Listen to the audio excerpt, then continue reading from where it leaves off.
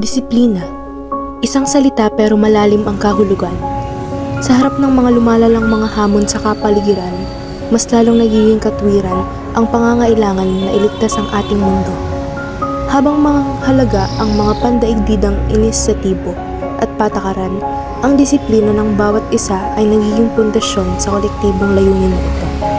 Ang personal na pananagot, maingat na mga desisyon at mga lakas kayang gawin ay magiging pondo ng hinaharap kung saan ang tao at ang planeta ay umuunlad ng sabay.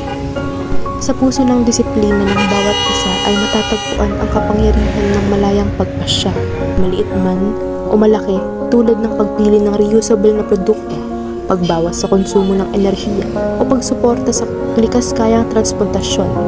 Ang mga araw-araw na desisyon natin ay may malalim na epekto sa buong mundo. Bawat hakbang na ito ay tulong upang iligtas ang ating mundo.